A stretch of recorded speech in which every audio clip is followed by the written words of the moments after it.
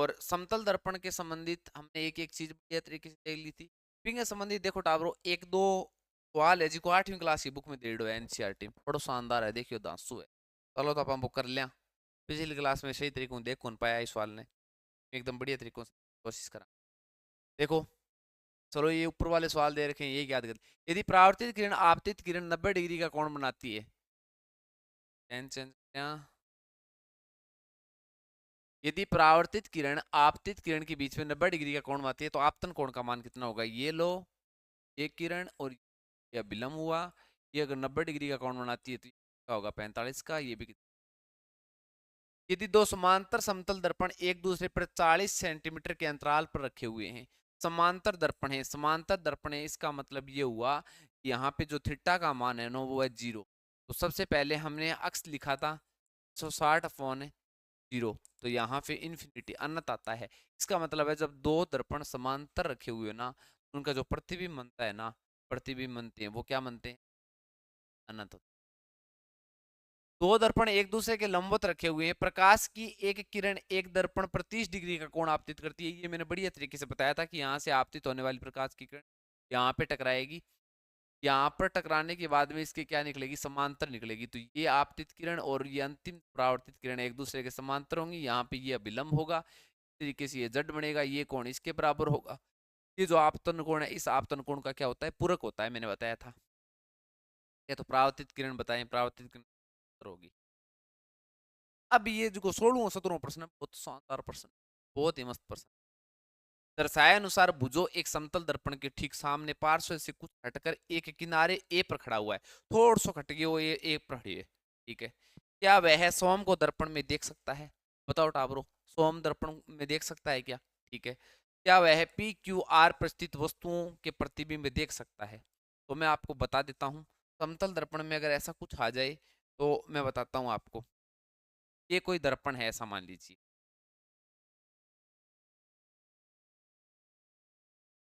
ये कोई दर्पण है, ठीक है। और ये कह रहा है कि ए है ना, ये वो यहाँ पे, ए यहाँ पे, ठीक है, पी यहाँ पे है, क्यू यहाँ थोड़ा सा इस साइड को अट्ठे है और ये और अट्ठे है। अब बताओ भी ए देख सकेगी? पहले तो मुझे बताओ कि आपके सामने दर्पण रखा हुआ है, ठीक है, दर्पण है ये आपके सामने। अब ये दर्पण है, आप इस दर्पण के सामने हो तो आप अपना प्रतिबिंब देख सकते हो ना? हाँ गुरुजी, देख कहाँ देख लियो, देख को नहीं। पर एक बात बताओ मैंने, यो दर्पण साइड में है, थे अठे खड़े हो, ये बताओ थारा प्रतिबिंब देख सकोगे? हाँ गुरुजी, घनी बात। अब ये कोई पी वस्तु है, जैसे यहाँ पे ये इस साइड में कोई वस्तु रखी हुई और मैं यहाँ पे खड़ा हूँ, क्या यहाँ पे रखी वस्तु का इसके अंदर प्रतिबिंब देख रहा हूँ? हाँ देख रहा हूँ। पर मुझे बताओ, बहुत सारी दूरी पर कोई वस्तु रखी हुई, उसका प्रतिबिंब मैं देख रहा हूँ? नहीं देख पा, ठीक है।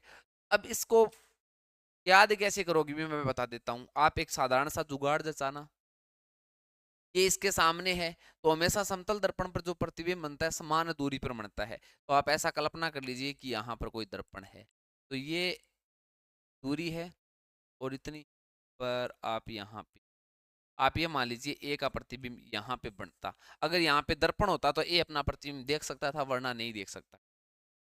ये बात खत्म, ए अपना प्रतिबिंब नहीं देख पाएगा। अब बताओ तो क्या वो ए जो भुजो है वो पी को देख पाएगा क्या? पी को देख पाएगा तो सर ओई सेम है।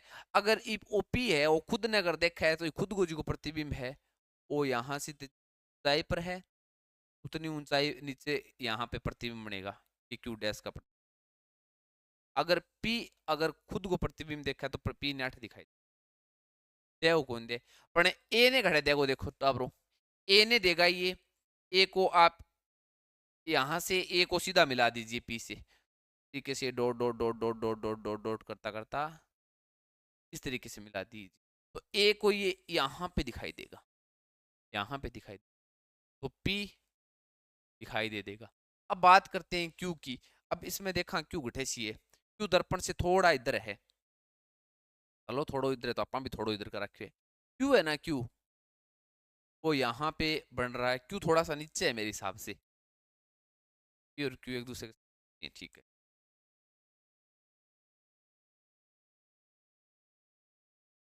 ये क्यू यहाँ पे, तो ध्यान रखना ये क्यू यहाँ पे है ना, तो ये अब खुद का अगर प्रतिबिंब अगर बनता तो ये यहाँ पे देख रहा होता, पर क्यू यहाँ पे प्रतिबिंब खुद का देख ही नहीं पाता भी, क्योंकि इसके सामने दर्पण नहीं है।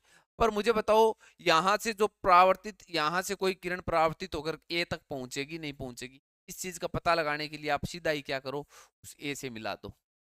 क्या करो, सीधा ही ए से मिला दो।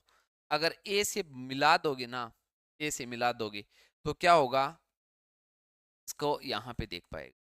पर ये आर बिंदु बहुत दूर होने के कारण यहाँ पे क्या होगा, ये आर बिंदु बहुत दूर होने के कारण ये आर के प्रतिबिंब को नहीं देख पाएगा। यहाँ पे है, मुझे बताओ, अब यहाँ पे है तो आप ये मानिए ये दर्पण है, इस यहाँ पे है तो इसका दर्पण होता तो यहाँ पे होता। अब आप यहाँ पे मिलाओगे ना इसको, तो ये दर्पण को नहीं काटेगी, इसका प्रतिबिंब अगर यहाँ दर्पण होता तो ये देख पाता। तो हम ये कह सकते हैं ए खुद को नहीं देख पाएगा, पी को देख पाएगा, क्यू को देख पाएगा, पर आर को नहीं देख पाएगा। आएगी समझ में डालोगे, ठीक ये बात। अगला देखो, ए पर स्थित किसी भी वस्तु के समतल दर्पण पर बनने वाले प्रतिबिंब की स्थिति ज्ञात कीजिए। क्या स्थिति बी से पहली प्रतिबिंब को देख सकती है? ए पर है, क्या बी, ए पर कोई वस्तु को रखेड़ो है, ठीक है, ए पर कोई वस्तु रखेड़ी है, तो बताओ बी देख सकेगी? हाँ गुरुजू, अगर ए अगर खुद आप अठाउन तो और नीचे अगर प्रतिबिंब बन तो ए आपने वो प्रतिबिंब ए डैश अठ बना।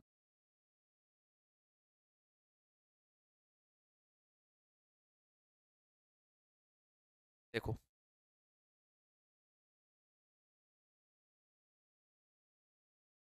ए आपको खुद को प्रतिबिंब मत देख, तो अगर कोई यहाँ पे व्यक्ति होता तो। अब मुझे बताओ बी का प्रतिबिंब देख सकेगा? हाँ सर, ओ अठ है, अगर मने नहीं तो इंगो इन बी सीधो मिला दे, यहाँ पर अठ है, मतलब ओ है, तो प्रतिबिंब अठों प्रकाश की किरण आई और प्रतिबिंब अठ बन गई। हाँ देख सका आराम, कोई दिक्कत कोई नहीं। सी प्रतिबिंब को देख सकता है, हाँ भी सी क्यों को देख सके, सी देख सके अठों आई प्रकाश की किरण ए ओ अठ बनाओ। अब आगे देखो, जब पहली बी से सी पर चली जाती है तो ए का प्रतिबिंब किस ओर खिसकेगा? मुझे बताओ कि बी का प्रतिबिंब यहाँ मरना है, सी का यहाँ मरना है, तो बी से सी आ जाएगी तो किस ओर खींचेगा, बाएं ओर या दाएं ओर? तो आप कहोगे दाएं ओर खिसकेगा, दाएं ओर खिसकेगा। बढ़िया प्रश्न है डावरो, टेंशन ना लियो। एक भी एनसीईआरटी का एक भी ऐसा क्वेश्चन नहीं होगा जो आपको यहाँ नहीं करवाया गया। ये टॉपिक बहुत ही शानदार एनसीईआरटी बुक के अंदर दे रखा है, तब मैंने यहाँ आपको लाइन टू लाइन यहाँ करवाने की पूरी कोशिश की है। पहले समझाऊंगा और फिर पीडीएफ के माध्यम से और अपन रिविजन मार। तो समतल दर्पण तो आप पढ़ चुके हैं, अब अपन पढ़ना है गोलीय दर्पण। तो मैंने यह बताओ, परावर्तन के नियम मैंने बताया था कि हर एक दर्पण पर लगते हैं, ध्यान रखना। तो समतल दर्पण हो या वो खुरदरी सतह हो, चिकनी सतह हो या गोलीय सतह हो, हर सतह पर लगते हैं। तो गोलीय दर्पण में भी क्या लगेंगे, परावर्तन के नियम लगेंगे। परावर्तन का दो नियम पढ़े आप, आपतित किरण, परावर्तित किरण, अभिलंब एक ही तलम होए। एक तो आ चीज पढ़ी और दूसरी क्या पढ़ी रे, दूसरी बताओ, आपतन कोण और परावर्तन कोण के मान बराबर होते हैं। तो गोलीय दर्पण पर अगर परावर्तन हो टावरो तो दोनों रूल लागू होंगे। देखो गोलीय दर्पण, सबसे पहले हम ये देखते हैं कि गोलीय दर्पण होता क्या है। कि गोलीय दर्पण होता क्या है, ये टावरो गोलीय दर्पण। गोलीय दर्पण ये होता है कि वह दर्पण, हम ये कह सकते हैं कि वह दर्पण, दर्पण इसका परावर्तक पृष्ठ, परावर्तक पृष्ठ जहां से परावर्तन हो रहा है वो पृष्ठ क्या हो, गोलीय हो या वक्रीय हो, गोलीय दर्पण कहलाता है, गोलीय दर्पण कहलाता है।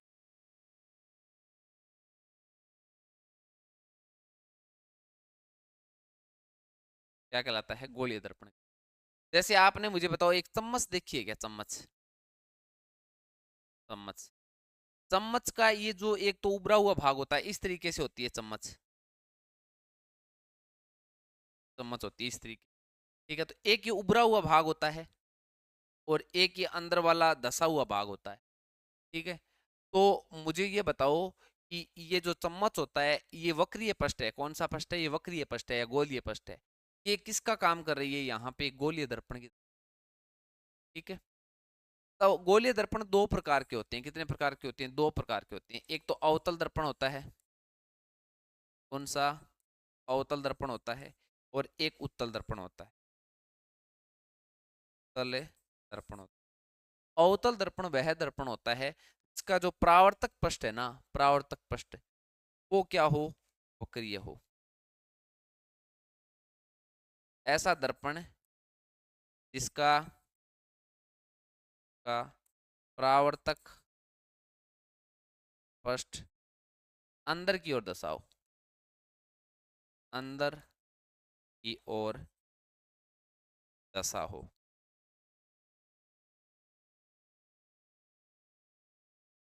वह दर्पण अवतल दर्पण कहलाता है। जी हाँ, मैंने बताओ, चम्मच है, चम्मच, चम्मच का ये अंदर दसा हुआ भाग होता है ना, ये अगर परावर्तन का काम कर रहा है ना, इसका काम कर रहा है, परावर्तन का काम कर रहा है। जहाँ यहाँ से प्रकाश की किरण आ रही है, यहाँ से टकरा कर अगर ऐसे जा रही है ना, इसका मतलब है ये अंदर वाला भाग किसका काम करता है, अवतल दर्पण का काम करता है। किसका काम करता है, अवतल दर्पण का। जैसे मुझे बताओ, मैं ये कह दूं कि ये कोई एक दर्पण है जिस पर एक साइड में दर्पण में क्या की जाती है, पॉलिश की जाती है। अब मुझे आप कमेंट बॉक्स में बताओ भी, पॉलिश किसकी की जाती है, होते हैं तो कच्ची बताओ, कमेंट को बता देता हूँ। एल्यूमिनियम प्लस जो एजी होती है ना, चांदी होती है, क्या की जाती है, एक साइड में दर्पण पर पॉलिश थे। घरा पट्टा बा उठावरो भी देख लियो, दर्पण पर एक साइड में की है, पॉलिश करेडी है। वह प्रश्न वह पॉलिश या तो एल्यूमिनियम की कर देगा, या एजी या चांदी की रेडी होगी। चांदी, चांदी 10 रुपया शीशो देवा वालो चांदी की पुलिस करके और दोगे। ये देखो, इस शीशे का अगर आप ये निकाल के और पीछे वाली साइड में देखोगे ना, तो पीछे क्या की होती है, इसकी पॉलिश की। तो अवतल दर्पण का मतलब है परावर्तक पृष्ठ जहां से परावर्तित किरण हो रही है, वो परावर्तक पृष्ठ, जैसे मुझे बताओ यहाँ पे एक पॉलिश कर दी, यहाँ पे पॉलिश कर दी, तो इसका परावर्तक पृष्ठ कौन सा होगा, अंदर वाला होगा। तब इसका परावर्तक पृष्ठ अंदर की ओर दसा हुआ हो, ये परावर्तक पृष्ठ अंदर की ओर दसा हुआ है ना, इसका मतलब ये कौन सा दर्पण है, ये अवतल दर्पण है। उत्तल दर्पण, इसका परावर्तक पृष्ठ, इसका परावर्तक पृष्ठ उभरा हुआ हो, उभरा हुआ हो, कौन सा दर्पण कहलाता है, उत्तल दर्पण कहलाता है। कौन सा दर्पण कहलाता है, उत्तल दर्पण। अब मुझे बताओ, आपको ऐसा कोई दर्पण दे दे कि अंदर वाले भाग में पॉलिश कर दे, और यहां से कोई प्रकाश की किरण इससे टकरा रही है, इसका मतलब है ये कौन सा पृष्ठ है, परावर्तक पृष्ठ है। और वो परावर्तक पृष्ठ आवरो थाने उभरेड़ो दिखे नहीं, वो मतलब है वो कौन किसी दर्पण है, उत्तल दर्पण है। जो दर्पण है, उत्तल दर्पण। आगे और समझ लिया आप थोड़ा। तो अवतल दर्पण का मैं आपको डायग्राम बनाता हूँ। ए ये दर्पण जो होता है, ये क्या होता है, उत्तल दर्पण, अवतल दर्पण होता है। अवतल दर्पण होता है, यहाँ पे क्या की होती है, पॉलिश की, ये पॉलिश की, ठीक है। अब यहाँ पे ये जो दर्पण बना रहा हूँ ना मैं, वस्तु को हमेशा इस साइड में रखा जाता है, ठीक है ना। किस साइड में, साइड में, बाएं साइड में रखा जाता है। ये जो वक्रीय जो पृष्ठ है, इसके अगर अंदर वाले भाग में पॉलिश कर दें और उभरा हुआ भाग परावर्तक पृष्ठ का काम करेगा ना, इसका मतलब क्या है डाबरो, इसका मतलब है ये कौन सा है, उत्तल दर्पण है। कौन सा दर्पण है, उत्तल दर्पण। अब देखो, अब कुछ पॉइंट पढ़ते हैं, बिंदु पढ़ते हैं हम, ठीक है। ये जो वक्रीय भाग होता है ना, वक्रीय भाग, ये क्या है, दर्पण है वो। ये दर्पण को टावरो जी को बीच और पॉइंट होता है ना, बीच वाला पॉइंट होता है ये दर्पण थाने दे रखे दर्पण वाला बीच वाला पॉइंट होता है, बीच वाला पॉइंट। बीन बोला आपा ध्रुव बोलते हैं, क्या बोलते हैं, ध्रुव, पोलर पीस। ते अवतल दर्पण हो ची उत्तल दर्पण टावरो, ये मध्य भाग ने के बोला आपा ध्रुव बोला। ये बाद में मैंने ये बताओ, वो एक गोला की तरह है नहीं ना पाइया बढ़ावांगा आगे, बढ़ावांगा तो गोला को तो भाग है वो बकरी पस्ट, वो जी को गोली पस्ट दिखने लग रही है, वो एक गोला को तो भाग है। ई गोले की जी की त्रिज्या आवेगी नहीं जी, ई गोले की त्रिज्या 8 आ गई। इसको सी से, सेंटर से सी से,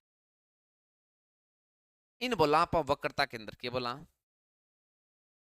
वक्रता, वक्रता के अंदर बोला। अब मैंने बताओ, ई गोले की आ क्यों जी टावर त्रिज्या, तो इन बोला वक्रता त्रिज्या, वक्रता या इन अपन दर्शावा आर हूं, आर हूं, ये सेमिंग मा है, ठीक है। अब मैंने बताओ ओ जी को गोलो बनने लग रही है, इंगमा आज की त्रिज्या बनेगी ओलियो जी दर्शा देंगे यार, आज की दूरी हुई बिना पा आर दर्शा। ठीक है। अब देखो, अब इसी ने और इस ध्रुव को एक काल्पनिक रेखा से मिला देते हैं। ये जो रेखा है ना, ये काल्पनिक रेखा है, इससे मिला देते हैं। तो ये जो रेखा कहलाती है ना, इसको मुख्य अक्ष बोलते हैं। क्या बोलते हैं? अक्ष बोलते हैं। काम बताऊंगा भी आगे, प्रतिबिंब प्रतिबिंब याद करो। एक एक प्रतिबिंब था ना, बढ़िया तरीके से समझो, बट रटाऊंगा नहीं एक ही चीज, मिनटा बना देगा थे तो देखते हैं प्रतिबिंब दिमाग में चल जाएगा। ठीक है। चलो, तो ये वक्रता केंद्र होगी, आ वक्रता त्रिज्या होगी गुरुजी, आ मुख्य अक्ष होगी। अब ध्यान रखना, एक होता है फोक्स बिंदु, ओ सीगो और पी के बीच को बीच में बिंदु है नहीं, एकदम बीच में बोलियो, इन बोलांगा आप फोक्स बिंदु, बोलांगा फोक्स बिंदु। ये फोक्स बिंदु, ये फोक्स बिंदु एक्स पर है ना, इसलिए फोक्स बिंदु। ओ टावरो अफू दर्शावा आप आ दूरी बी के दर्शावा अफू दर्शावा बिंदु भी अफ बोला। ठीक है। ये इंगे बीच सारे बिंदु है, बिना अपन क्यों दर्शा देंगे अफ, और आज की दूरी है आ के है अप है। अब मन ये बताओ, मैं ये कैसे कहूंगी, अफ का मान होता है ना, फोक्स दूरी बोलते हैं इसको, इसको फोक्स बिंदु बोलते हैं। और इसको जैसे वक्रता त्रिज्या बोलते हैं ना, इस तरीके से ये दूरी क्या होती है, अफ। ये जो दूरी होती है ये अफ क्या होती है, ये होती है फोक्स दूरी। फोक्स दूरी मैं लिखा दूं, फोक्स दूरी।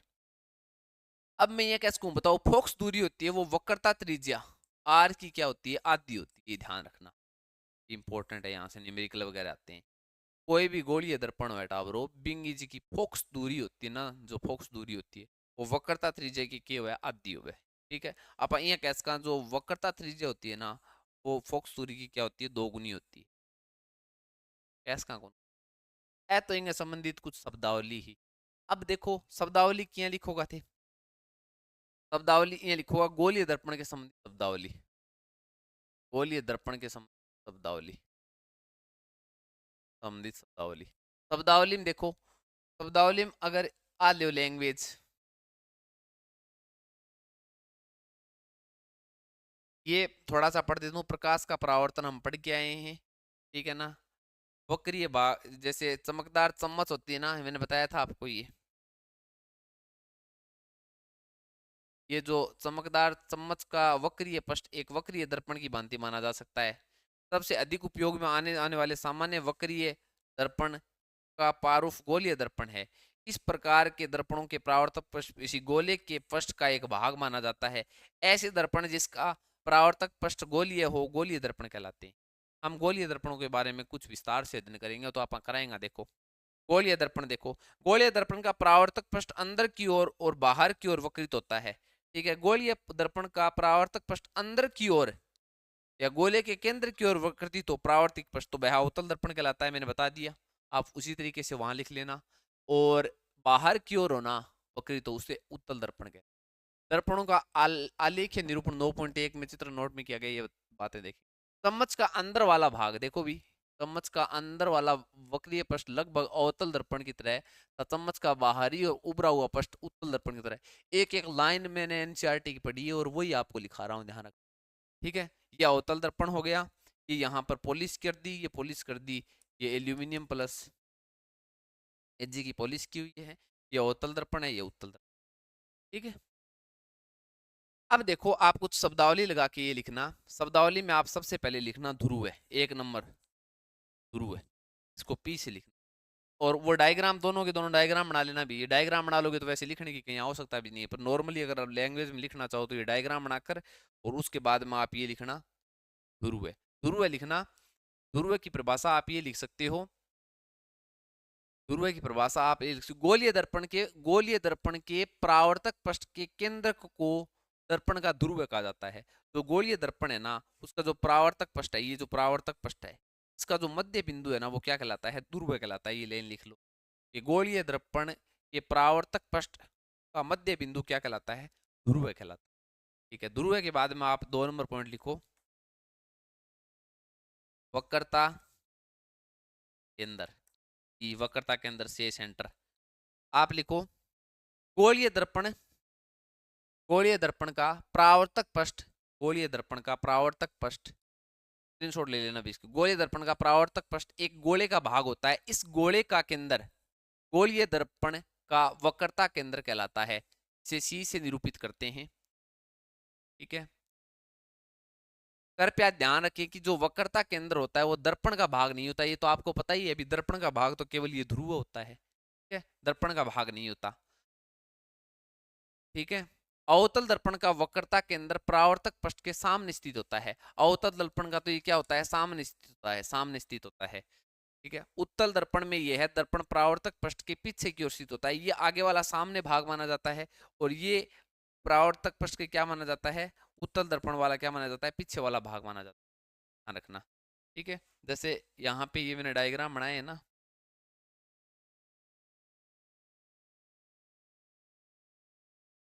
क्लियर है। जैसे मुझे बताओ, अब इसने ऐसे बना दिया, ये उत्तल दर्पण दे दिया इसने, ये कह दिया कि उत्तल दर्पण ये है। यहाँ पे क्या कर दी, पॉलिश कर दी मैंने, पॉलिश कर दी। पॉलिश इस साइड में होगी, गलत कर रखी। इस साइड में पॉलिश कर दी। अब देखो इस साइड में पॉलिश कर दी, तो अब इसका यहाँ पे परावर्तन होगा ना, तो ये दर्पण के पीछे वाला भाग माना जाएगा। ये क्या होगा, पीछे वाला भाग। और ये कौन सा माना जाएगा, सामने वाला भाग माना। ये सामने वाला, ये पीछे वाला। अब थाने बेरो है उत्तल दर्पण में पीछे है, हर चीज डायग्राम से सुन। परावर्तक पृष्ठ जिस गोले का भाग है उसकी त्रिज्या दर्पण की वक्रता त्रिज्या कहलाती है। ठीक है ना, ये ध्यान रखना लेना। आप ये लिख सकते हो P और C के बीच की दूरी वक्रता त्रिज्या कहलाती है, या उस जिस गोले का भाग है ना, उस गोले की जो त्रिज्या होती है ना, वो क्या कहलाती है, वक्रता त्रिज्या कहलाती है। ये R से निरूपित करते हैं। आप ये लैंग्वेज लिखना चाहो तो लिख लो, वरना शॉर्ट में वो मैंने दो डायग्राम बनाए हैं ना, वो ध्यान में रख लेना। ठीक है, मुख्य एक्स कौन सी होती है, जो मैंने बताई थी कि ध्रुव और वक्रता त्रिज्या से गुजरने वाली एक सीधी जो काल्पनिक रेखा होती है ना, उसको मुख्य एक्स माना जाता है। ठीक है, आ लिख लियोगा। इसके बाद में मुझे बताओ, आप इसके बाद में वक्रता केंद्र के बाद में मुख्य अक्ष लगाना, और उसके बाद में लिखना फोक्स, मुख्य फोक्स बिंदु, मुख्य फोक्स बिंदु। मुख्य फोक्स बिंदु में लिखना वक्रता त्रिज्या, वक्रता त्रिज्या का मध्य भाग, सॉरी ऐसा लिखना आप। हाँ, वक्रता त्रिज्या का मध्य भाग मुख्य फोक्स बिंदु कहलाता है, मुख्य फोक्स बिंदु कहलाता है, मुख्य फोक्स बिंदु कहलाता है। तथा पी व फोक्स, मुख्य फोक्स बिंदु के बीच की दूरी फोक्स दूरी कहलाती है, फोक्स दूरी कहलाती है। वहां पे आप ये लिख लेना अप बराबर आर बट्टा दो,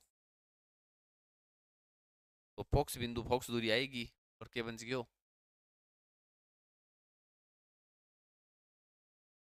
ये आप बस वो मैं लिखा रहा हूँ ना, फोक्स दूरी को आपसे निरूपित करते हैं। ठीक है ना, गोलीय दर्पण का परावर्तक पृष्ठ अधिकांशतः गोलीय ही होता है।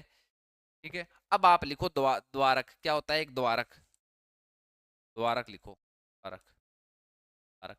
द्वारक कौन सा होता है अभी मुझे बताओ। जैसे ये अवतल दर्पण है, अवतल दर्पण है, इसका जो ये जो भाग है ना, ये एम और एम, ये क्या कहलाता है, पूरा का पूरा ये द्वारक कहलाता है। क्या कहलाता है, द्वारक कहलाता है। ध्यान, क्या कहलाता है, द्वारक कहलाता है।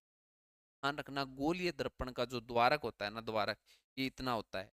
ये जो द्वारक होता है ये बहुत कम होता है, बहुत बहुत बहुत कम होता है वक्रता त्रिज्या से, वक्रता त्रिज्या। मतलब कोई लेंस की अगर वक्रता त्रिज्या है, जैसे ये कोई लेंस है, ये मानो ये वक्रता त्रिज्या है, इतना भाग लेते हैं हम काट के, ये वक्रता त्रिज्या है, तो ऐसा मानो इसका इतना ही भाग लिया जाएगा, बहुत कम होता है ये द्वारक। ठीक है, तो द्वारक की परिभाषा लिख सकते हो, गोलीय दर्पण के परावर्तक पृष्ठ की इस वक्र वर्ताकार सीमा रेखा का व्यास, इस वर्ताकार सीमा रेखा का व्यास दर्पण का द्वारक कहलाता है, दर्पण का द्वारक कहलाता है, दर्पण का द्वारक कहलाता है। द्वारक वक्रता त्रिज्या से बहुत छोटा होता है, आप ये लिख लेना। द्वारक होता है ना, इस तरीके से लिख लेना, तो क्या होता है, छोटा होता है। तो आप उसको आप ये भाग और ये भाग, ये एम और एम, ये एम और एन क्या कहलाता है, द्वारक कहलाता है। शॉर्ट में आप ये लिख लेना, द्वारक होता है ना, बहुत छोटा होता है। अगर मैं परिभाषा लिखो तो ठीक है, वरना ऐसी चीज़ा ध्यान रख ली, पता होना जरूर। ऐसी चीज़ा मैं थाने बता दी पूरी की पूरी। अब अपा देखांगा प्रतिबिंब बनाना, के सीखांगा प्रतिबिंब बनाना।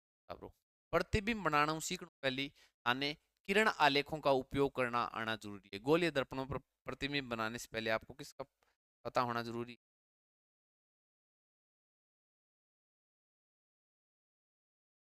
देखो, अब आप लिखो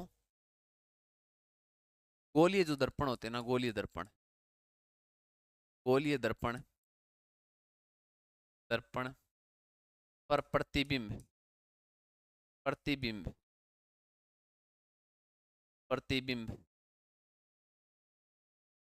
बनाने के लिए किरण आलेख, किरण आलेख अंग अगर थाने पता होगा नहीं तो प्रतिबिंब अपना आप बना लेगा। थाने यो पता होना जरूरी है प्रतिबिंब बनाने के लिए, क्या बनाने के लिए? प्रतिबिंब। ताबरो प्रतिबिंब बनाने के लिए दो वस्तु से दो जो किरण रेखाएं ना, प्रकाश की किरण रेखाएं, वो आनी जरूरी है। और वो जिस भाग पर काटेंगी ना, वहां पर क्या बन जाएगा? प्रतिबिंब बन जाएगा। ध्यान रखना, कोई भी एक पिंड है, वहां से दो कोई प्रकाश की किरण आ रही है, और वो जहां पर जिस बिंदु पर काटेंगी वहां वस्तु का क्या बन जाएगा? प्रतिबिंब। अब वो किस तरीके से आती हैं? कोई प्रकाश की किरण मुख्य अक्ष के समांतर आ सकती है, कोई फोक्स बिंदु से होकर गुजर सकती है। तो उनके संबंधित कुछ जो किरण जो आलेख है ना, वो फिक्स हैं भी। कोई समांतर प्रकाश की किरण आएगी तो वो कहाँ से होकर गुजरेगी, ये भी फिक्स है। और जब कोई प्रकाश की किरण, किसी वस्तु से कोई प्रकाश की किरण आ रही है, वो अगर वक्रता केंद्र से होकर गुजरती है तो वो वापस परावर्तित होकर कहाँ से, ऐ चीज़ें फिक्स हैं। ऐ थाने पता होना जरूरी है। ऐ अगर पता होगा नहीं तो टावर प्रतिबिंब बनाने में 1% जोर को नहीं। चार बातें बताऊंगा, ध्यान रख लियो। प्रतिबिंब झटका ऐसा बना देगा, क्या ऐसा बना दियो? अभी झटका ऐसा बना दियो। देखो, इस साइड में अवतल पढ़ लिया, इली साइड में उत्तल पढ़ लिया।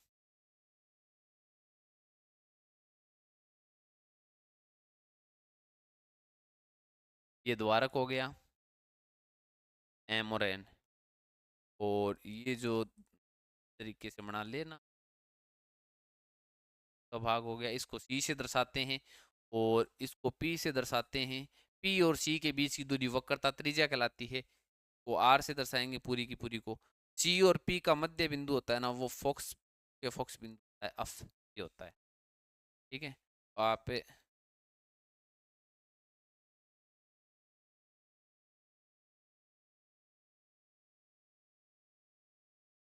अब ई तरीका हूँ आप के बना लिया।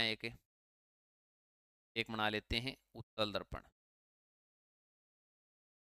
उत्तल दर्पण का जो वक्रता के अंदर ऐसा मानिए कि यहाँ पे आएगा, ये आईडियो कर लो, ये सी होगा और ये अफ होगा, ये पी बिंदु होगा। ये इस साइड में क्या कर रखी है? पॉलिश कर रखी है, वस्तु नापाने इली साइड रखनी। ठीक है, और इसमें क्या कर रखी है? इस साइड में क्या कर रखी है? पॉलिश कर रखी है। तो मुझे ये बताओ कि जो ये अवतल जो गोलीय दर्पण दे रखा है, ये जो अवतल दर्पण है, इसका मतलब ये है कि अंदर वाला भाग, ये भाग किसका काम कर रहा है? ये परावर्तन का काम कर रहा है। और इसका उभरा हुआ भाग किसका काम करेगा? परावर्तक का काम करेगा। तो कुछ किरण आलेख हैं, ये चीजें आप समझ लिया। देखो, फिक्स चीजें होती हैं कि कोई वस्तु से जो अनंत से कोई प्रकाश की किरणें आती हैं। कहाँ से प्रकाश की किरणें आती हैं? अनंत से प्रकाश की किरणें आती हैं। जैसे यहाँ से कोई प्रकाश की किरण आई, या किसी वस्तु, यहाँ पे ऐसा मानो कोई वस्तु रखी हुई है, यहाँ से क्या आ रही है? प्रकाश की किरण आ रही है। तो प्रकाश की किरण जब इस गोलीय दर्पण के स्पष्ट से चकराएगी ना, वो प्रकाश की किरण अगर मुख्य अक्ष के समांतर आ रही है ना टाबरो, तो ये हमेशा हमेशा किससे होकर गुजरेगी? ये फोक्स बिंदु से होकर ही गुजरेगी। ये ध्यान रखना, अगांठ बांध ली। क्योंकि जड़ा आप प्रतिबिंब बनाऊंगा तो आन चीजन काम में लेंगा। या कोई भी अगर मुख्य अक्ष के समांतर अगर कोई प्रकाश की किरण आ रही है नहीं, तो वह हमेशा क्यों गुजरेगी? फोक्स बिंदु से होकर गुजरेगी। ठीक है ना, तो मुख्य अक्ष के क्या आ रही है? समांतर आ रही है। वो प्रकाश की किरण कहाँ से होकर गुजरेगी? फोक्स बिंदु से होकर गुजरेगी। तो ध्यान रखना। चलो ठीक है, इसको आप लिखना चाहो तो आप लिख लो। मुख्य अक्ष के समांतर आने वाली प्रकाश की किरण, मुख्य अक्ष से समांतर आने वाली प्रकाश की किरण परावर्तन के पश्चात फोक्स बिंदु से होकर गुजरेगी। इससे गुजरेगी? फोक्स बिंदु से। इम देखो, कोई काम इमा होसी। इसमें क्या होता है कि मुख्य अक्ष के समांतर आने वाली प्रकाश की किरण है, ये मुख्य अक्ष के समांतर आ रही है प्रकाश की किरण, ये क्या होगी? अब इस साइड में प्रकाश की किरण जाएगी गिरे, इस साइड में तो कौन सा गुरुजी, क्योंकि इस साइड में तो क्या कर रखा है, लेप कर रखा है आपने। तो मुझे बताओ, ये ऐसा लगेगा कि ये फोक्स से होती हुई गुजरती हुई आपको क्या होगी, प्रतीत होगी कि यहाँ से गुजरी, पर ये वास्तव में इस तरीके से निकल, तो ये क्या हो जाएगी, फैल जाएगी। और इसमें क्या होगी, इस तरीके से प्रकाश की किरण आएगी और एक बिंदु पर बहुत सारी प्रकाश की किरणें ऐसे आएंगी। अब मैं यहाँ कह दूं, बताओ आठों कोई समांतर किरण ला दी नीचों, इंगे टकरा गए, फोक्स बिंदु गुजरेगी गुजरो, समांतर किरण तो हमेशा अफ हूं ही गुजरेगी, तो यहाँ से ये अफ से होकर गुजरती हुई प्रतीत होगी, तो ऐसे निकल जाएगी आपको। ठीक है, ये उत्तल दर्पण है, उत्तल दर्पण। अब देखो तो एक चीज तो थार समझ में आ गई। अब ये दूसरी ध्यान में रखना कि जब कोई प्रकाश की किरण फोक्स बिंदु से होकर गुजरती है ना, कहां से होकर गुजरती है, आगे बढ़ा लें, देखो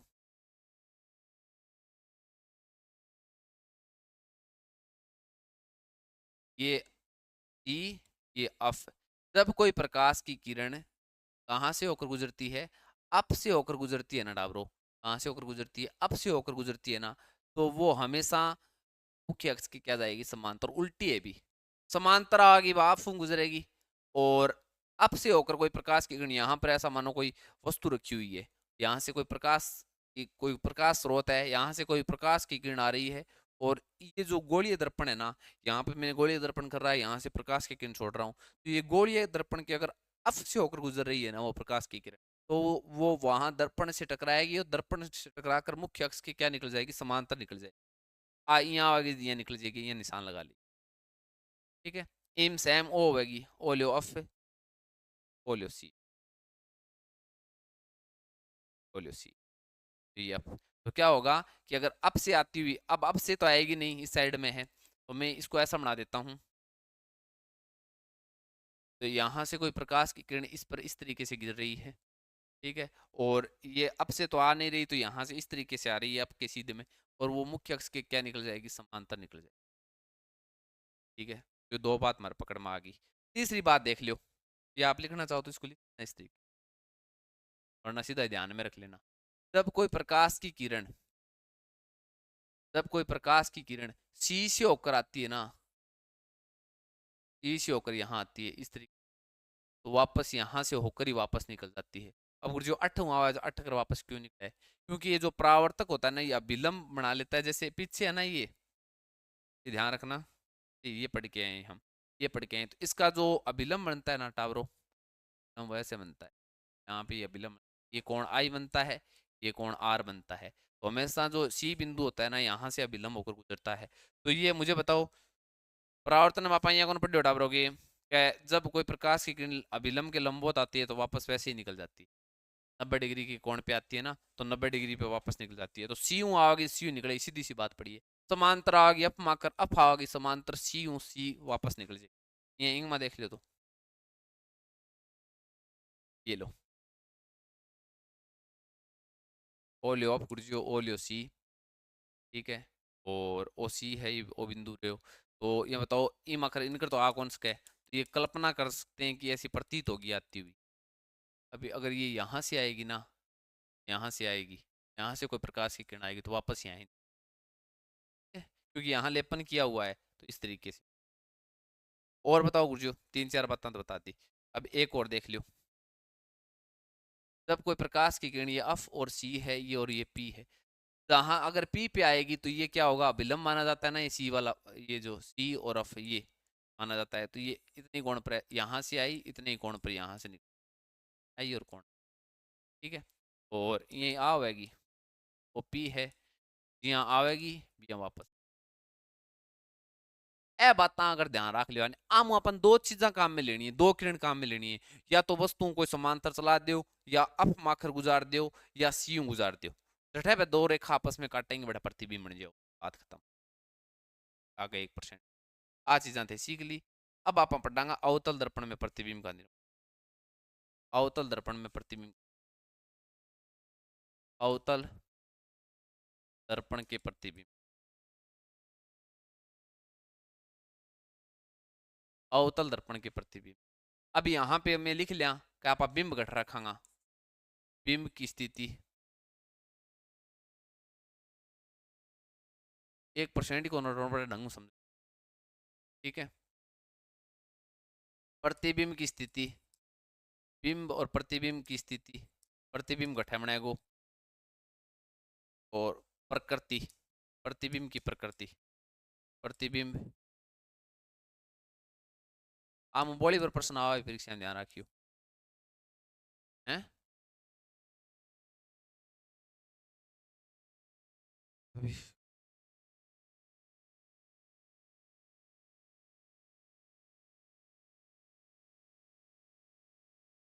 देखो, बिंब की स्थिति, प्रतिबिंब की स्थिति और प्रतिबिंब की प्रकृति।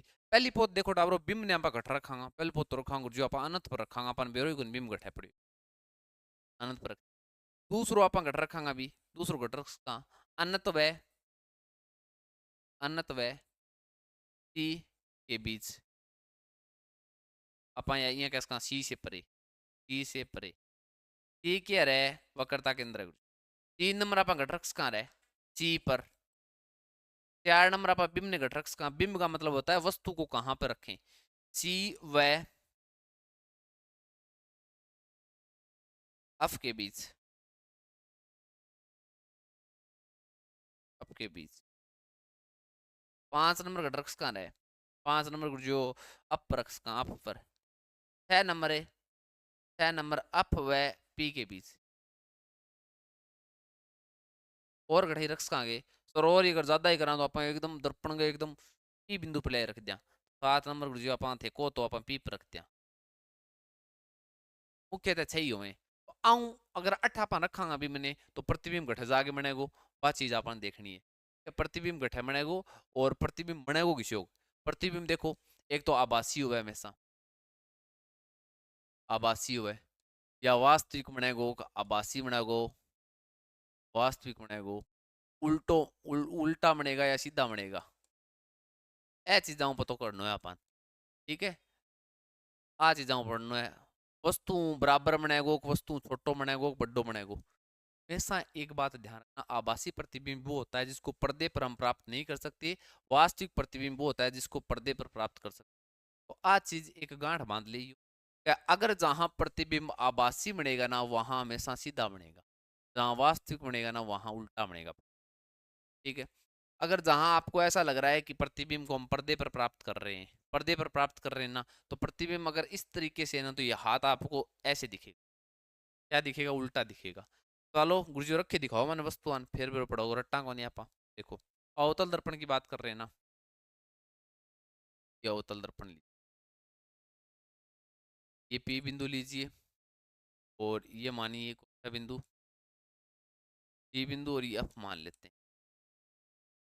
जो वस्तु सर अनंत पर रखी हुई है, अपन बेरो कौन घटे रखेड़ी है, इसको क्या आएगा, अनंत पर रखी हुई है तो अनंत से आने वाली प्रकाश की किरण अनंत पर रखी हुई है, तो मुझे बताओ हम दो तरीके से ले सकते हैं। बंद करो भी, नवाज ना करो, बंद करो बंद करो। देखो, 2 मिनट बाद में कर ली क्लास लिए बात। देखो, दो तरीके से हमें किरणें लेनी होंगी, प्रकाश की किरण दो किरण लेंगे ना, तो जहां पर प्रकाश की किरण काटेगी ना वहां पर क्या बन जाएगा, प्रतिबिंब बन जाएगा। तो अब मैंने ये बताओ, दो किरणा थे इसीलिए इसको जो मार तो यहाँ जी करियो का, एक तो मुख्य अक्ष का समांतर ले ली, और एक में अफर ले लिया गुरुजी, और एक में सीमा खर ले लिया। मैंने तीनों बताई है मैंने, घटकर ले लियो किया निकलेगी प्रकाश की किरण, निकालनी भी यही है। अगर आप समांतर ले रहे हैं ना तो उसको फोक्स बिंदु से होकर गुजारना है एक को, और दूसरा क्या है, इससे ले रहे हैं ना, फोक्स से ले रहे हैं तो उसको समांतर गुजार दो। अगर सी से ले रहे हैं ना तो वापस सी से गुजार दो, अगर ध्रुव पर ले रहे हो ना तो ऐसे गुजार दो वापस। तो चार तरीका था किरणा बताइए, दो किरणा लेनी है किसी टाइप की ले लियो, प्रतिबिंब बन जाएगा। तो एक तो अपन ले लेंगे समांतर ले लेंगे, सर मुख्य अक्ष की कोई समांतर प्रकाश की किरण आ रही है, अनंत पर कोई वस्तु रखी, ठीक है, आ रही है, तो वो किससे गुजरेगी, वो गुजरो अब से होकर गुजरेगी, कहाँ से होकर गुजरेगी, यहाँ से आ रही है, यहाँ से होकर, एक ये ले ली। अब अनंत पर कोई वस्तु रखी हुई है, हमें पता नहीं है कहाँ से, तो यहाँ से कोई प्रकाश की किरण आएगी अनंत से, क्या आएगी, अनंत से कोई प्रकाश की किरण आएगी, पता नहीं कहाँ से आ रही है, वो हम गुजार रहे हैं, किससे गुजार रहे हैं भी, अनंत से कोई प्रकाश की किरण आएगी, अनंत से। तो यहाँ पर अगर वस्तु यहाँ से रखी होती तो इस तरीके से आ जाती, ठीक है। तो अनंत से आएगी तो दूसरी समांतर किरण ही लेनी पड़ेगी हमें। क्या लेनी होगी? दूसरी भी समांतर लेनी होगी। मुझे बताओ, अब यहाँ ले ले यहाँ पे वस्तु, तो यहाँ पे पता थोड़ी आपको वस्तु कहाँ पे। आपको तो अनंत पर वस्तु है तो अनंत से ही लेनी होगी कहीं ना कहीं। तो अनंत से ही आ रही है वापस, समांतर किरणें आ रही है, दो समांतर किरणें ले ली, दो आ रही हैं। तो मुझे बताओ, ये ये भी किसी होकर गुजरेगी, यहाँ से आई और यहाँ से निकल गई, ठीक है। तो अब मुझे ये बताओ, ये काट कहाँ रही है? जहां पे काट रही है ना दोस्तों, वहां पर प्रतिबिंब का निर्माण हो रहा है। इसका मतलब ये हुआ कि सर अगर वस्तु अनंत पर है ना, तो जो प्रतिबिंब बनेगा ना वो कहाँ पे बनेगा? अफ पर बनेगा। और अफ पर मुझे बताओ आपको कैसा दिखाई दे रहा है? बिंदु आकार का दिखाई दे रहा है, तो ये बिंदु आकार का बनेगा, बिंदु आकार का बनेगा। और अब मुझे ये बताओ, ये प्रतिबिंब होता है ना, और प्रतिबिंब देखेंगे तब आपके समझ में आ जाएगा कि सीधा है या उल्टा है। अब तो बिंदु आकार वो के सीधो के उल्टो, तो हमेशा ये ध्यान रखना है ये क्या बनता है? ये उल्टा बनता है। और जब भी प्रतिबिंब उल्टो बने ना टाबरो, तो वो क्या होता है? वास्तविक होता है। क्या होता है? वास्तविक। वास्तविक होता है। बिंदु आकार का उल्टा और क्या बनेगा? वास्तविक प्रतिबिंब।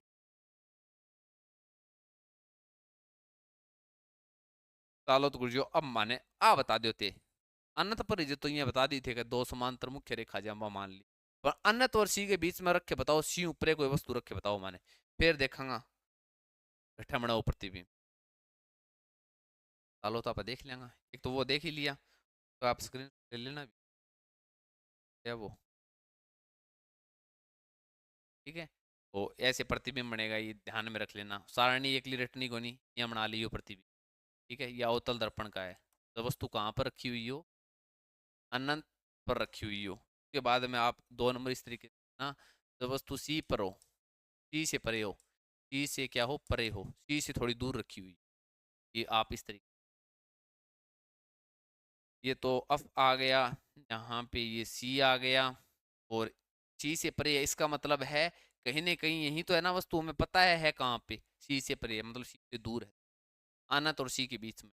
अब ये मान लीजिए ये वस्तु इस, और ये झंडों से खड़े होकर रखे हुए हैं। अब बताओ दो रेखाएं कौन कौन सी? सर एक तो समांतर ले लेंगे, समांतर है बहुत सोरो काम है, समांतर है तो छोड़ा ही को नहीं, जो इन्हें समांतर ली और इम आखिर गुजार दी, एक तो वो काम करती। दूसरी गुरुजी अपन वस्तु देखने ला रही है, तो गुरुजी थे को तो सी माखर ले लिया, और थे को तो अफ माखर ले लिया। तो आपा क्या माखर ले लो ची? अप से होकर गुजार दो दूसरी, यहाँ से यहाँ पे किससे होकर गुजारोगे? अप से होकर गुजार दो। यहाँ से अप से होकर कोई प्रकाश की किरण गुजरेगी, वो इस दर्पण पर गिर के कहाँ पे जाएगी टावरो? समांतर जाएगी। कहाँ पे जाएगी? समांतर जाएगी, यहाँ जाएगी।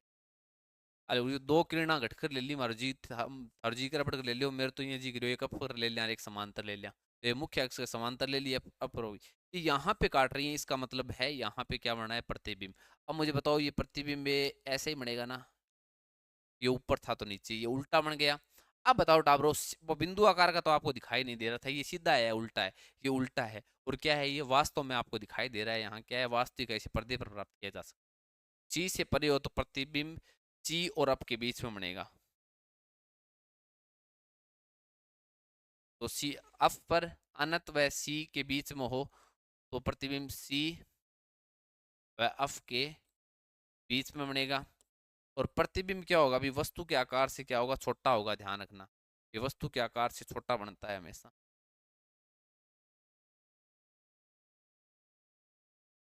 ये वस्तु के आकार से क्या होगा? वस्तु के आकार से छोटा होगा, वस्तु आकार से छोटा। और क्या होगा? ये उल्टा होगा, क्या होगा? वास्तविक होगा, वास्तविक। अब सी पर रख के दिखाओ सर माने, चलो तो लियो सी, सी पर रख के दिखा, ध्यान। सी से परे, सी पर, सी पर रख के दिखा रहे, यहाँ पे अफ, और ये लीजिए सी। यहाँ पे कोई पिंड को रख रहे हो, ये समांतर गुजार दो, एक तो किरण यहाँ से आ रही है, ऐसे गुजार दो। दूसरी क्या काम करो? अगर अप हो गए गुजार दो, यहाँ से गुजार दो। अब यहाँ से गुजारोगे ना तो सही तरीके से सी का मध्य बिंदु अफ लोगे ना, ये काटेगी यहाँ पे, यहाँ पे काटेगी, क्या काटेगी? यहाँ पे काटेगी वस्तु। ठीक है ना। अगर सी का मध्य बिंदु फिक्स अफ लोगे ना, तो अफ से गुजारोगे तो ऐसे काटेगी, तो ये प्रतिबिंब कहाँ बनेगा, सी पर बनेगा, और वस्तु के क्या होगा, बराबर होगा, वस्तु के बराबर होगा और उल्टा होगा।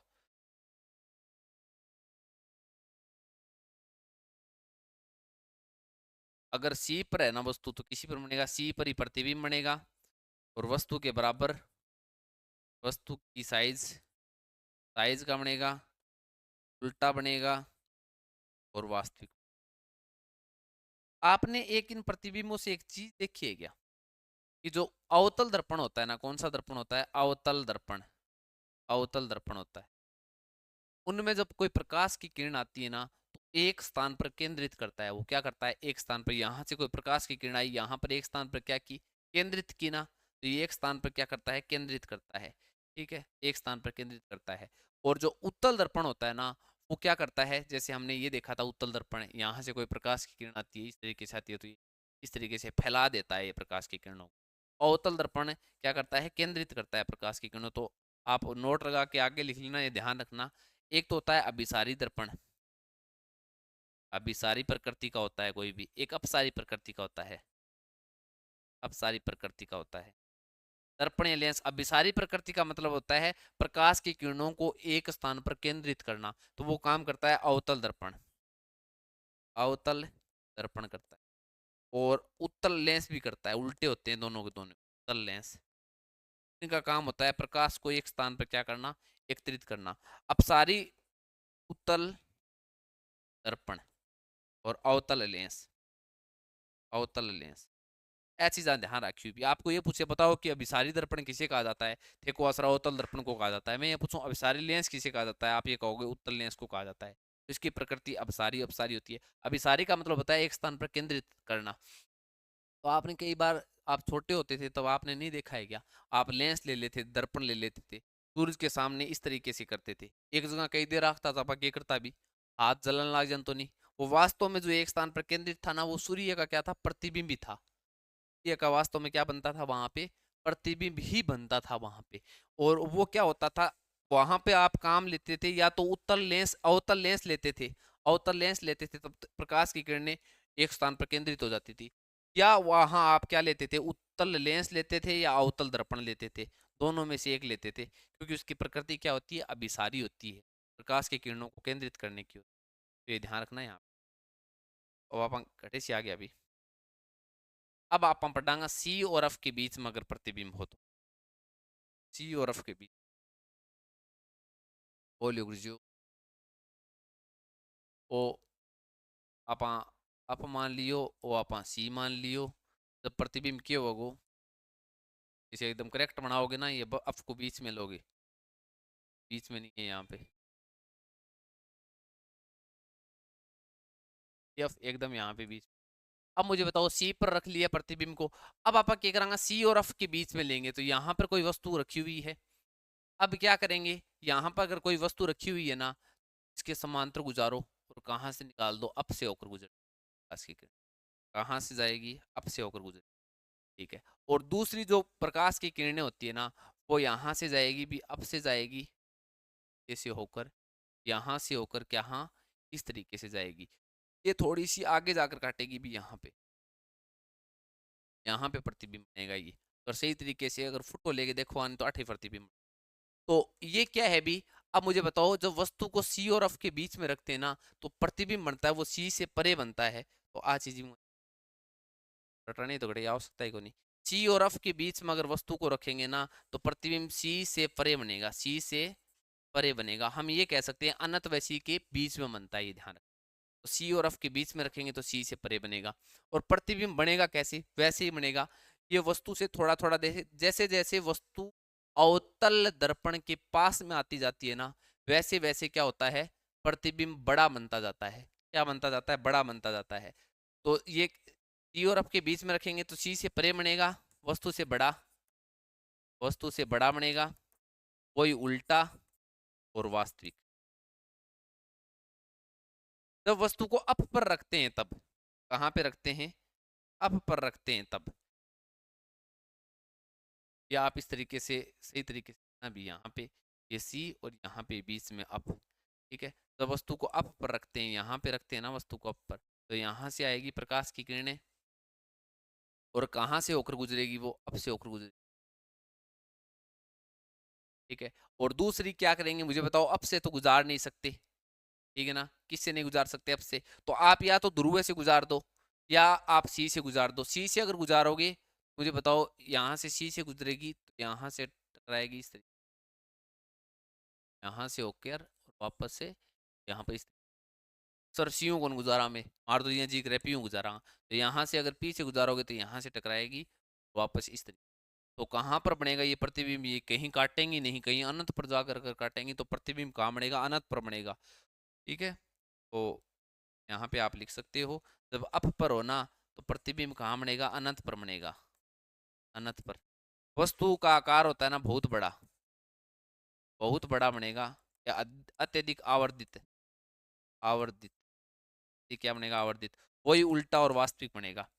तो सर अप और पी के बीच में, तब क्या होगा? अभी अप और पी के बीच में ये अलग से कंडीशन है, अभी इसको इंपॉर्टेंट लगा लेना। क्या इंपॉर्टेंट? अप और पी के बीच में, ये आपको दिखाता हूँ, अप और पी के बीच में अनंत तो मणि के ऊपर हो जाते। अब और इस साइड में होगा तो प्रतिबिंब में कुछ और चेंजिंग होगी, वो क्या होगी? ये पी बिंदु मानता हूँ, ये आर, ये मानता हूँ मैं सी मानता हूँ, क्या मान रहा हूँ? अप मान रहा है इस साइड।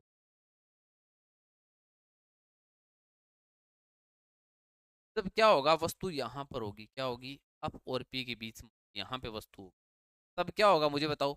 एक तो सर होगो के, एक तो मैं यहाँ चाहवा का प्रकाश की किरण है, बा तो वह अठ हूँ जागे ये निकले जी। ठीक है, हाँ मान लिया। दूसरी रे क्यों काटूंगा? दूसरी सी काट देंगे सर, ये काट देगा, यूं काट देगा। ई से अगर निकलेगी, या आप दूसरी अगर अफ से निकालना चाहते हो ना, अप से निकालोगे तो, अप से निकालोगे तो समांतर हो जाएगी, पर सी से निकाल दो आप, सी से जहां जाएगी जैसे निकलो, निकालो यहाँ से, आप यहाँ पे मान लेना, यहाँ पे जाओगे तो इस तरीके से निकल, यहाँ से टकराएगी और वापस यहाँ से निकल, यहाँ निकल जाएगी। अब बताओ, ये यहाँ जा रही है, ये यहाँ जा रही है, यहाँ आगे जाकर कभी ये इस तरीके से जा रही है, इसका मतलब आगे जाकर कहीं काटेंगी नहीं, नहीं समांतर जा रही है, इसका मतलब है ये कहीं ना कहीं तो काटेंगी, कहीं ना कहीं काटेंगी। हम काल्पनिक कल्पना कर सकते हैं कि ये यहाँ पे काटेंगी, इसका मतलब है यहाँ पे जो प्रतिबिंब तरीके से। अब मुझे ये बताओ, ये प्रतिबिंब सीधा है या उल्टा है?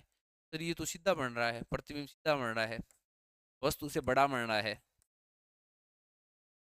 दर्पण के पीछे बन रहा है, दर्पण के पीछे बन रहा है।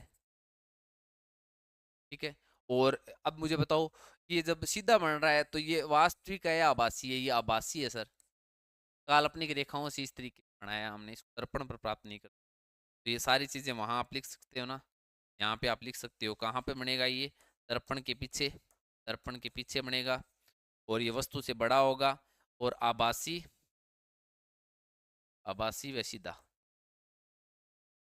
ध्यान रखना, अवतल दर्पण में केवल एक कंडीशन ही ऐसी होती है, एक कंडीशन ही बुक के अंदर आपको ऐसी दे रखी है, जिसमें प्रतिबिंब आभासी और सीधा बनता है, और हमेशा प्रतिबिंब वो कब बनता है? जो एकदम वस्तु दर्पण के पास में होगी, तब बनेगा, ध्यान रखना। पर एक ये पी वाला है ना, ये आपको नहीं दे रखा कि वस्तु पी पर हो, तो हम वो भी लिख लेते हैं, ये भी यही सेम ही कंडीशन होगी। क्या अवतल दर्पण है, ये कह रहा है कि अगर वस्तु पी पर है ना, पी पर अगर कोई बिंब है तो प्रतिबिंब भी पी पर बनेगा। ठीक है ना, प्रतिबिंब भी क्या बनेगा? पी पर बनेगा, इसमें वही होगा, आभासी व सीधा बनेगा, आभासी व क्या बनेगा? सीधा बनेगा। ये आपकी एनसीईआरटी बुक के अंदर तो नॉर्मल सा। तो ये अवतल दर्पण के प्रतिबिंब समझ लिए हमने। अब मुझे ये बताओ, अवतल दर्पण के प्रतिबिंब आपने समझे हैं, अब आप आगे क्या समझोगे भी?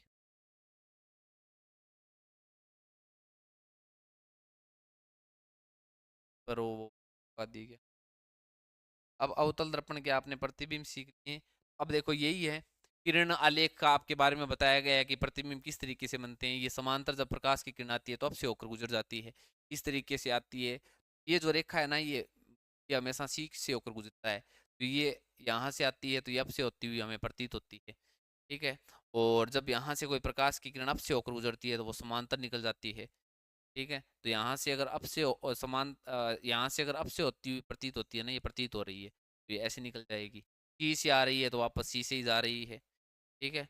यहाँ से आ रही है, सी से आ रही है तो सी से जाने का कारण भी दे रखा है इसके अंदर, ठीक है। क्योंकि आपतित किरण दर्पण के परावर्तन पृष्ठ पर अभिलंब के अनुदिश पड़ती है आकर, ठीक है ना। ये हमने ये बाद में आप प्रतिबिंब भी देख लिया।